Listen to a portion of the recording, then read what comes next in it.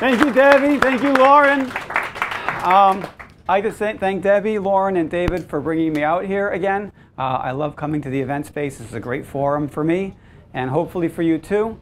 Today we're doing a shooting event, so after this short presentation, we'll be going out into the field on the Highline. Our three models are here with us right now. Stand up, Bernadette. Thank you. Julia. And Katie. Once we leave here and we get to the Highline, we will break off into three separate groups.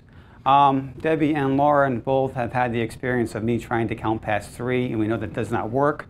So if you've taken a workshop with me before, we'll put you into 3 separate groups. You all start with one model, then you move to the next model, and then to the next model, and if there's time, we'll cycle through again. All right, each group gets 1 speedlight and 1 rogue flash bender.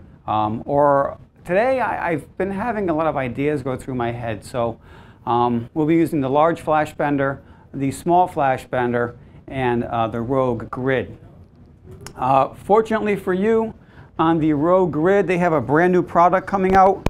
I am beta testing it, and since you are here with me, you all get to beta test it with me as well today. They've taken the black grid section and turned it to white. So while it controls the light, it doesn't subtract as much light going through the grid because black is subtractive and white is reflective. So we'll be using this today, okay? This is brand new to the marketplace, not even on the market yet. This is a prototype. Got this about a week and a half ago, and I've been test shooting with it, and I really like it. So you all get to use it. I'd like to thank not only B&H, but my sponsors here, Expo Imaging, makers of the Rogue Flash Bender system. If you've not used it before, it's a great light modification system for small flashes. I do a lot of work with small flashes, and this is really what brought me here. I'd like to thank all of you, too, for coming out. This is going to be a great day. The weather is perfect.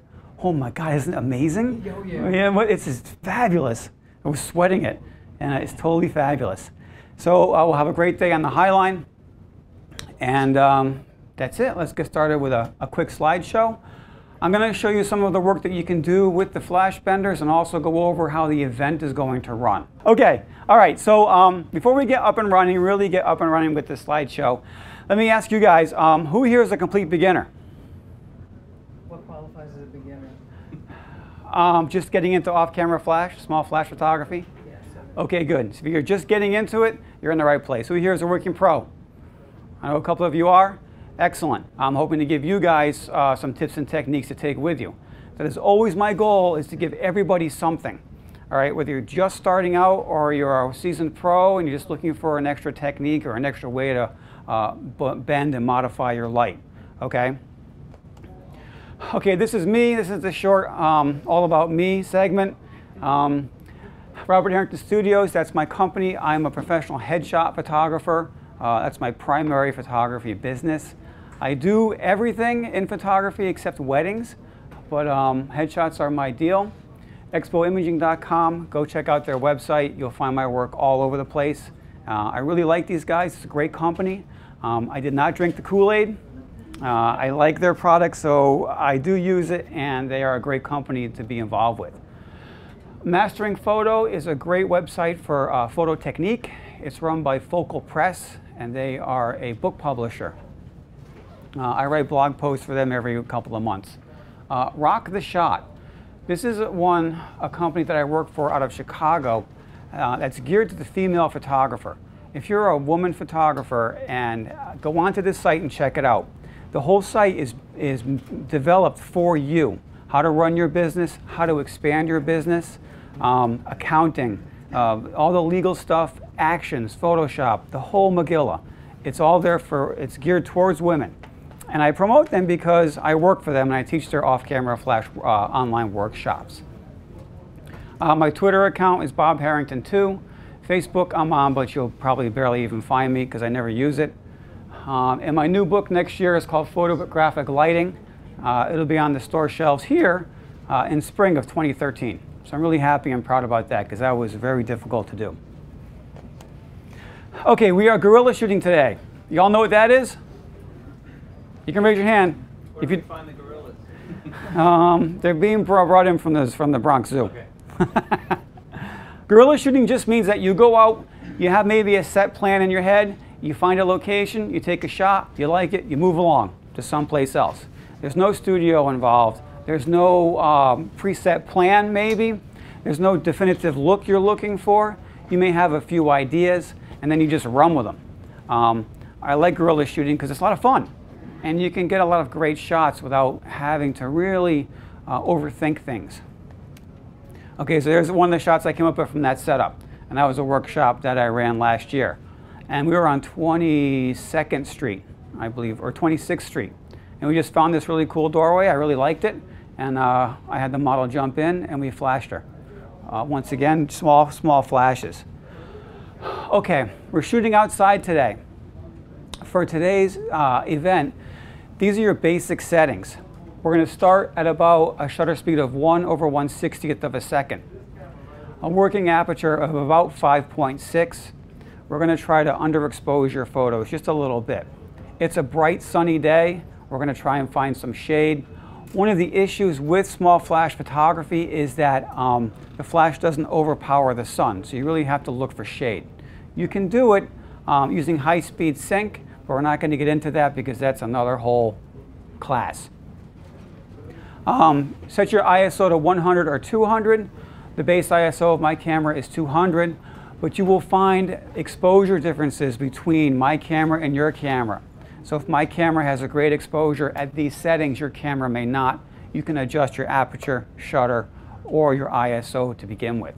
All right, we're pretty much not going to touch the flashes. All of our flashes will be set into manual mode and at half power.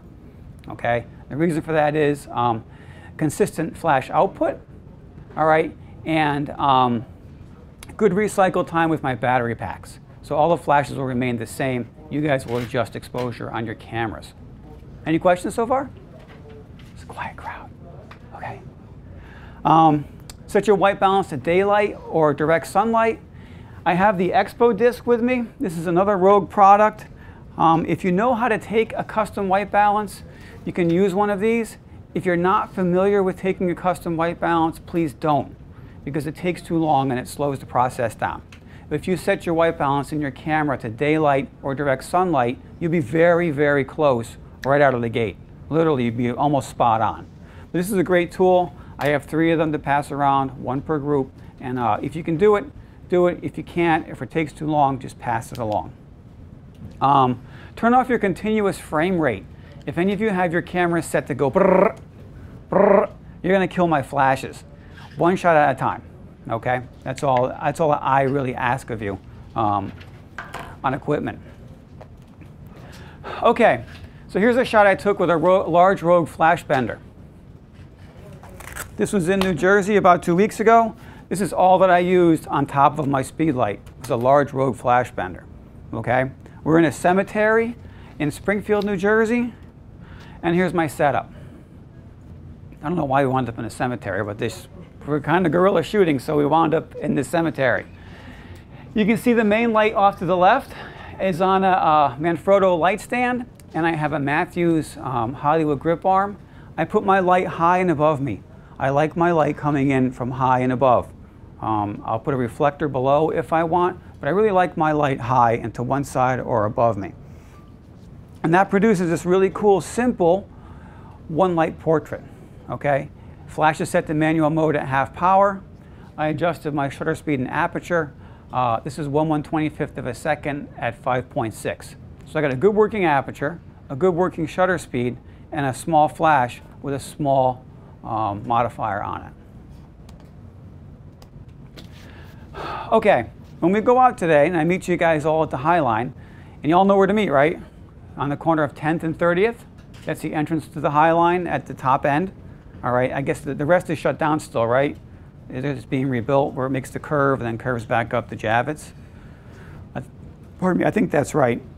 Anyways, we're going to attach our flash benders to our speed lights. This is all we're going to use. No diffusion panels, nothing crazy, just a basic flash bender. And what we're going to do is we're going to bend it to fit our need. The large will be bent. The small, I have an idea of rolling it into a snoot. one of the nice things about the flash benders is that with one modifier, you have a lot of choices. And here I roll it into a snoot, okay? With this beautiful sunny day, we may do some natural light, main light, and some hair and edge light with the snoot. That's an idea that just came to my head. So that's the idea behind guerrilla shooting. Let the ideas flow and go from there. We'll also be using the road grid, which I really like, which is really going to shut the light down a lot.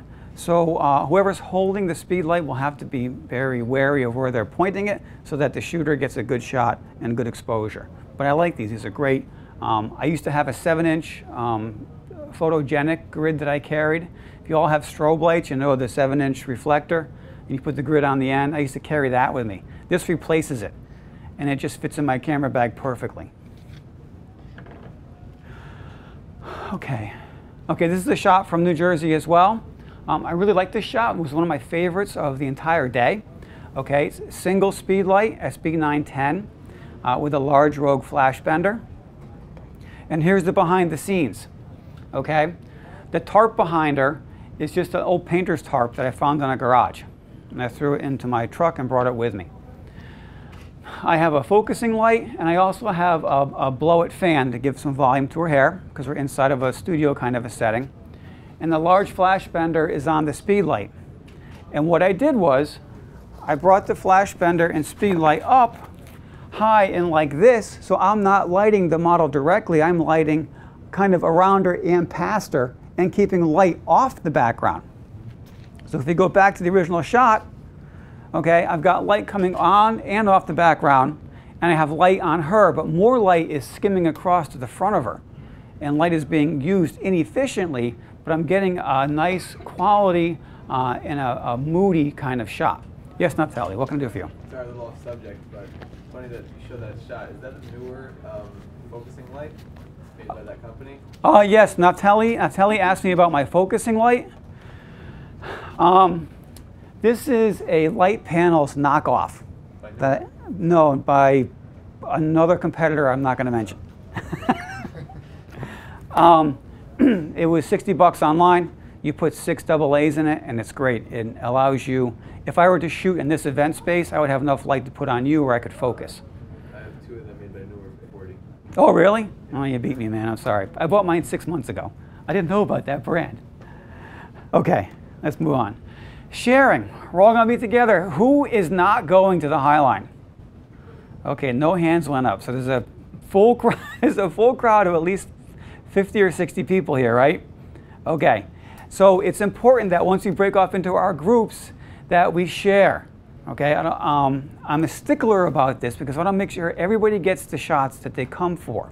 Okay, so if Naftali is shooting and somebody else decides to take a few shots natural light and the model looks from Naftali over to that person, he just lost his shot and it's not fair to him. If you've taken a workshop with me before, you know what I'm like about it. I am really serious about it because I want you to get the shot that you came for. Okay? Please share all the responsibilities. If someone says, can you hold the light stand for me? I want to shoot. Please someone take it and hold it, and right? Because it's all about learning. And if you hold the light stand and someone tells you where to put it, you're assisting, you're learning how to light just by assisting. Okay, only one person shoots at a time. And you can shoot natural light, it's not a problem. Take behind the scenes shots. I take a lot of those for expo imaging. Take behind the scenes shots so that you know later on when you go home, this is how it was done. And I can recreate that back home. Okay, we're going to use the sun today. I'm not sure about how. A lot of times I will backlight my subject with the sun and then use some flash on the front of the person, such as in this shot, where we're down near the beach. It is an incredibly bright, sunny day. The sun is behind her. It's a little dappled on her shoulder from coming through a tree. And I lit her very simply with a large flash bender. Okay, so I took my exposure from the background, kind of faked it a little bit, played with my exposure on my camera to get what I wanted for the background, and then lit her separately with a single speed light. Okay, we're going to consider our light placement today. One of the ideas I just came up with is using some natural light and then using a speed light off to the side for a hair light. all right, which is very common because you can get some great natural light outside in the shade, but add a little bit of dimension and depth to your photo by adding a hair light, all right, adding a backlight, adding an edge light, just adding light somewhere else in the photograph to add that dimensionality, that creativity, the drama, all right. Flat lit photos are kind of boring, but when you have photos that have some drama to them, there's something more to them that attracts you and your client and hopefully their checkbook. Okay, this is Bernadette. This is one of my favorite shots ever of Bernadette. We were out in New Haven, and I love this shot because the whole thing just kind of came together. Well, I don't even know how it came together, do you? No. It wasn't raining. The rain in the photo is the condensation from an air conditioner. So we're in this spot in New Haven, and the condensation is flying off the air conditioner. So it looks like it's raining on her under the umbrella, right? She has that totally cool, happy, go lucky singing in the rain, right? And here's my setup shot. That shot she's not too happy in though. I put my speed light right behind her, directly behind her, okay?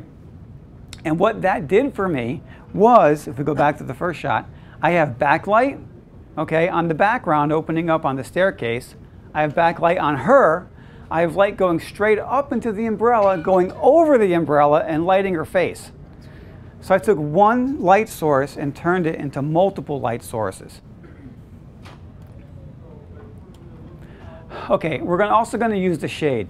I don't know what it looks like down there right now for lighting, so we're kind of just going to roll with it as we get there. We'll put some of the models in the shade and use the light for backlight. We'll use foreground light. We may use some gels, I'm not too sure. When you work in the shade, try to underexpose by about 2/3 of a stop. You darken the background and then use flash to illuminate your subject. You have to play with your exposure. One of the things about using small flashes is that they're not as powerful as strobe lighting, but you trade off the power with portability. Even if you had a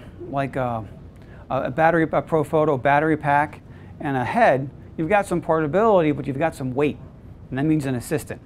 And speed lights really aren't that heavy, and you can do a lot with them. Gels. We may or may not use gels today. I'm seriously considering using gels. The Rogue gel system is very nice because it comes in colors and sizes that I wouldn't normally carry. Let me repeat that. It comes in colors I wouldn't normally carry. If you buy a Rogue gel kit, you get purple and rose and lavender and green and steel green and steel blue. And for me, I would always carry a green filter for fluorescent light and a couple of orange filters for tungsten light, all right? Now I'm carrying in my kit all these extra colors, and you can do a lot more with them. So I think we may use the gels today. Has anybody ever tried using a warming gel and setting your white balance down to tungsten? Okay, you know that if you're in a daylight setting, the daylight goes blue and your main subject stays to that nice color temperature when you set your white balance to 3200 degrees or thereabout. We may try that. I don't know. We'll see how the day goes. This was shot in Times Square the same day as the bounce light shot was taken. We're in Times Square. It's maybe 9 o'clock at night.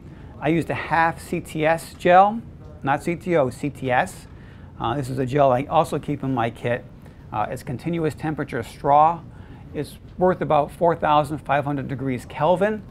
It allowed me good skin tone and good whites on the model, while in the background kind of go to the bluish color tone that it was. If you ever shoot in Times Square, you know that the light sources are all over the place. Who's been there and tried to figure out white balance? You can't do it. You can't, because neon light is different than incandescent, which is different than fluorescent, which is different than sodium halide, and everything is in Times Square. All these different light sources and light values. So you kind of have to average it. I found that 4,500 degrees was pretty close, so half CTS gel. Here we are working. All right, again, we're guerrilla shooting. We walked into Times Square, and I said, all right, let's just shoot right here. And I had my workshop group ring around us. By the end of the night, there were cops. There was probably 4 or 5 cops watching us.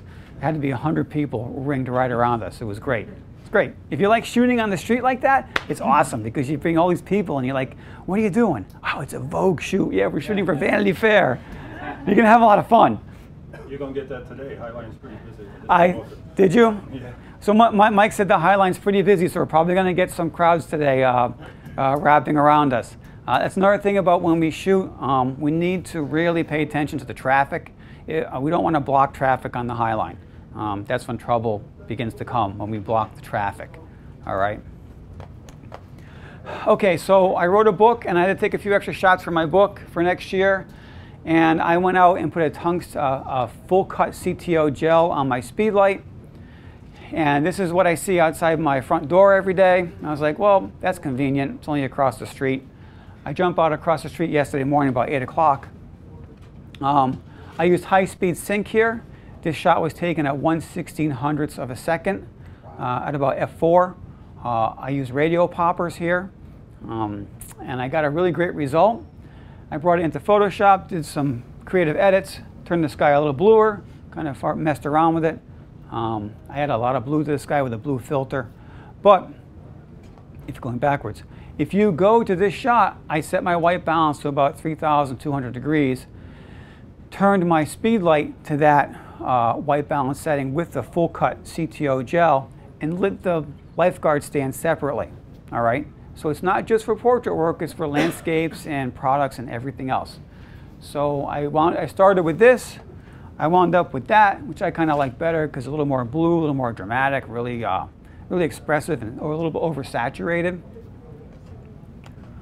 And last but not least, because we're just about right on time, have fun and enjoy yourselves. It's a gorgeous day. We have 3 gorgeous models. We're going to be out shooting in Monday afternoon, so if you all cut out of work, all right.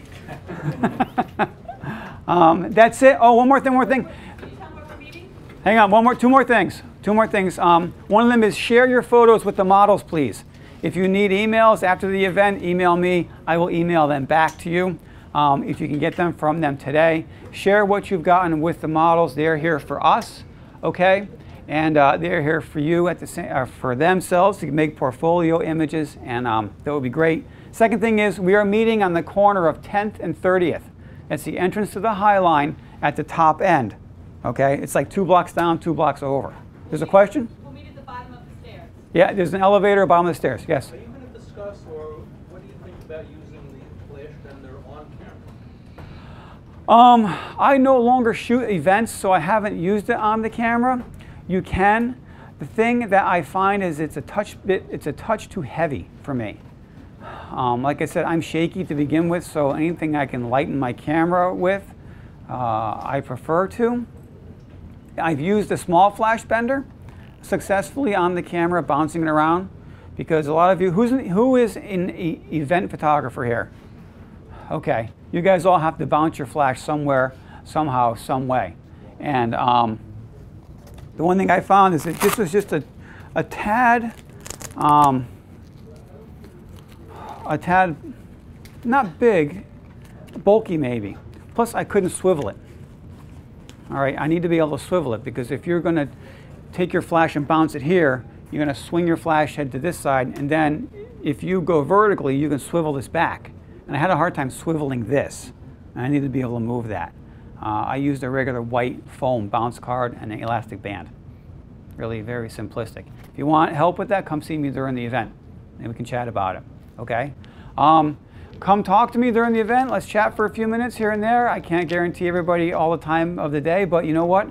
I've recognized some faces. I am terrible with names. I apologize for that up front. But we'll meet at 4 o'clock and we'll have a blast. What do you say? All right, let's go. For more information, please visit us online, give us a call, or stop by our New York City Superstore. You can also connect with us on the web.